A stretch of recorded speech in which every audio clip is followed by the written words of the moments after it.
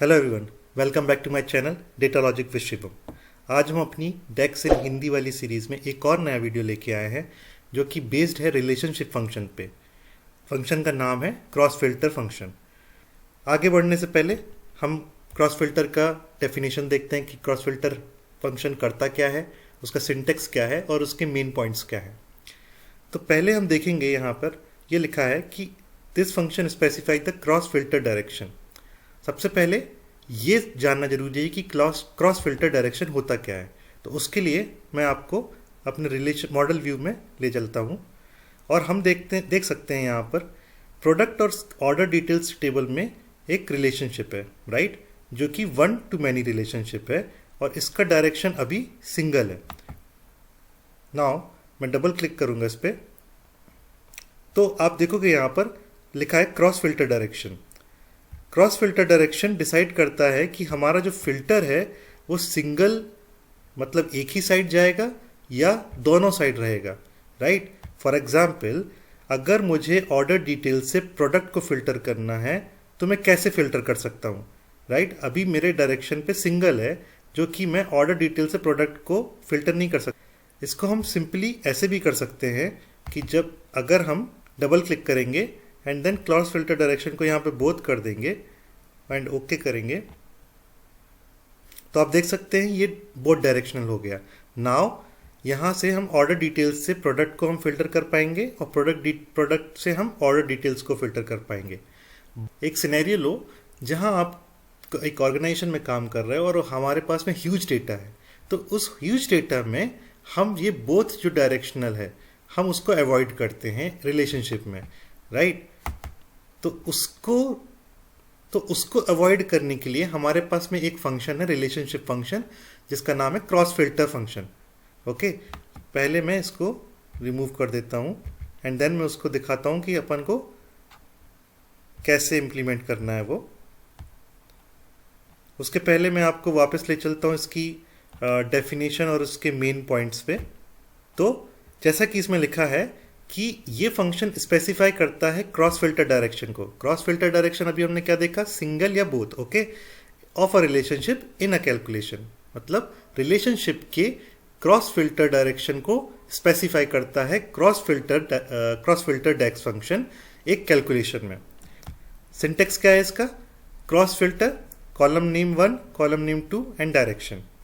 Now इसके कुछ most important point है। जो डायरेक्शन है होता है वो या तो नन हो सकता है इस वाले पार्ट को लेकर, या तो वो नन हो सकता है या वो बोथ हो सकता है, या वन वे हो सकता है, या one way left filter right हो सकता है, या one way right filter left हो सकता है।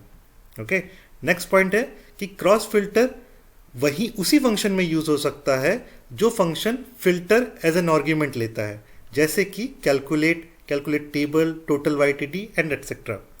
क्रॉस फिल्टर अगर फॉर एग्जाम्पल मैं मेरे इस वाले रिलेशनशिप में ऑलरेडी बोथ होता और मैं दोबारा से मैं कैलकुलेशन में भी क्रॉस फिल्टर यूज़ करता तो मेरा ये फंक्शन जो है उसको ओवरराइड करके ये वाला काम करेगा। ओके, सो आई होप कि आपको समझ में आ गया होगा। नाउ मूव करते हैं हमारी रिक्वायरमेंट में। पहले मैं आपको टेबल्स दिखा देता हूँ कि हम कौन कौन सी टेबल्स पे काम करने वाले हैं। हमारे पास में डेट टेबल है जहाँ पर हमारा डेट, मंथ, ईयर, क्वार्टर वगैरह है। देन हमारे पास में ऑर्डर डिटेल्स है जहाँ पे हमारा customer ID, employee ID, order date, ship city, ship country, everything है। एंड देन हमारे पास में ऑर्डर डिटेल्स है। जो ऑर्डर डिटेल्स में हमारे पास में क्या है, सेल्स वगैरह है, क्वांटिटी, यूनिट प्राइस क्या है, ठीक है, डिस्काउंट क्या देते हैं। देन प्रोडक्ट में हमारे पास में क्या है, कैटेगरी आईडी, प्रोडक्ट नेम। तो हम ये इन चारों टेबल का ही यूज़ करेंगे ओनली, प्रोडक्ट का, ऑर्डर डिटेल्स का, ऑर्डर का और डेट टेबल का। ना अब मैं आपको पहले ले चलता हूँ रिपोर्ट व्यू में।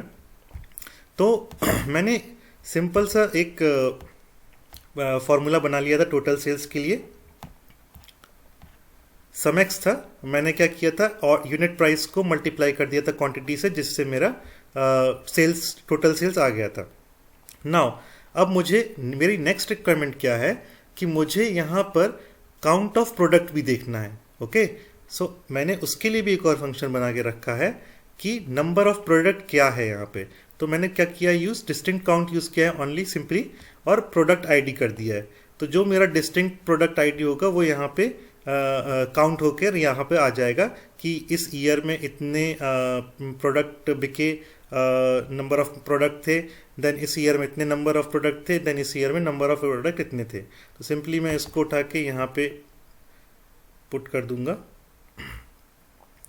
तो आप देख सकते हो यहाँ पे मुझे सिंपल एक ही नंबर आ रहा है 77 77 77 पूरे उस टेबल में, राइट। अब ये क्यों आ रहा है, क्योंकि आप देखोगे पहले आप ये देखो कि यहाँ पे फिल्टर क्या क्या है। तो यहाँ पे फिल्टर है year and month, okay. Now मुझे डेट टेबल, मेरे ईयर और मंथ डेट टेबल में है, अब मुझे डेट टेबल से फिल्टर करना है किसको, प्रोडक्ट को, ठीक है। तो मेरा डेट टेबल का जो रिलेशनशिप है वो 1 to many है और वो सिंगल है, तो वो फिल्टर फ्लो होते हुए जाएगा ऑर्डर में। ना ऑर्डर का ऑर्डर डिटेल से कैसा रिलेशनशिप है, 1 to many है और वो भी सिंगल है।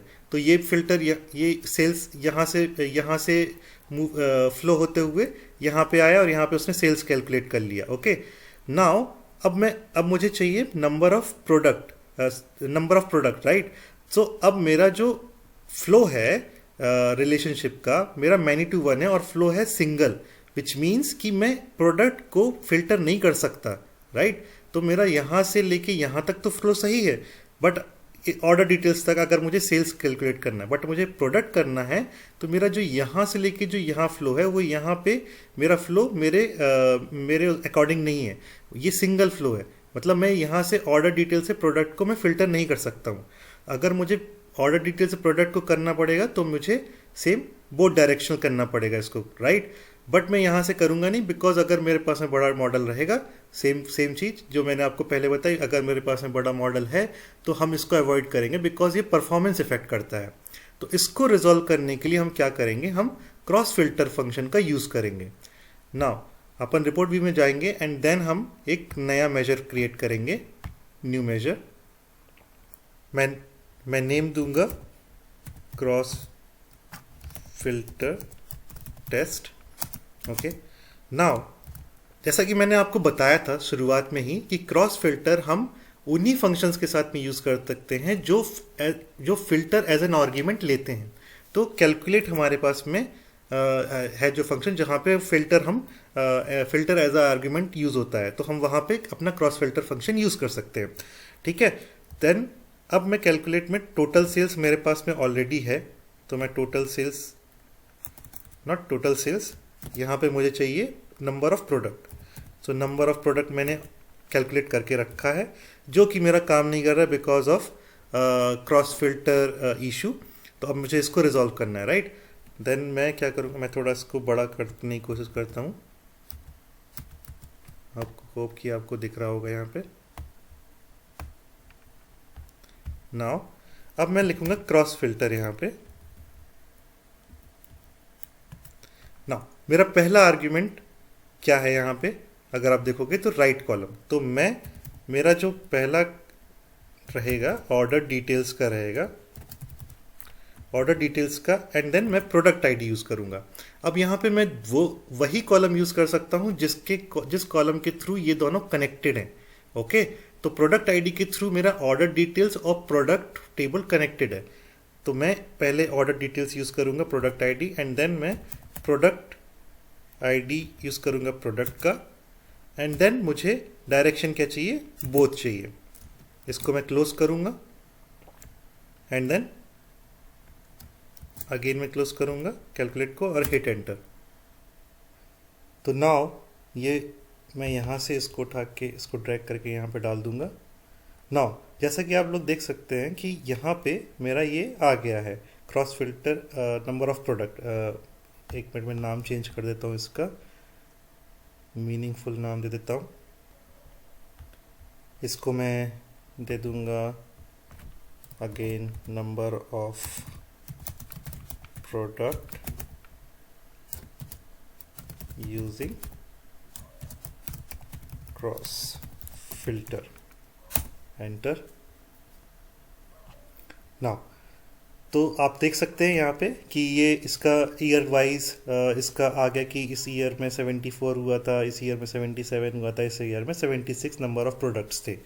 तो with the help of cross filter हम ये अचीव कर सकते हैं कि हम जिस फंक्शन, फॉर एग्जांपल अगर हमारे पास में दो टेबल हैं और अगर हमको क्रॉस फिल्टर डायरेक्शन सिंगल की जगह बोथ करना है, तो without doing into the data model हम एक फंक्शन, जो फंक्शन क्रॉस फिल्टर फंक्शन को यूज़ करके डायनेमिकली वो वैल्यू यहाँ ला सकते हैं, जिससे कि हमारा डेटा मॉडल पर भी लोड नहीं पड़ेगा और हमारा परफॉर्मेंस भी अच्छा रहेगा। इस केस में हमारा क्रॉस फिल्टर फंक्शन बहुत यूज़फुल होता है। आई होप कि आपको ये वीडियो पसंद आया होगा। प्लीज़ लाइक करें, सब्सक्राइब करें एंड कमेंट भी करें। डेक्स हिंदी में सीखने के लिए मेरे आगे के वीडियो भी देखते रहें और मेरे पिछले वाले वीडियोस भी देखें, जिससे आपको और अच्छी अंडरस्टैंडिंग होगी। मिलते हैं नेक्स्ट वीडियो में। Thank you.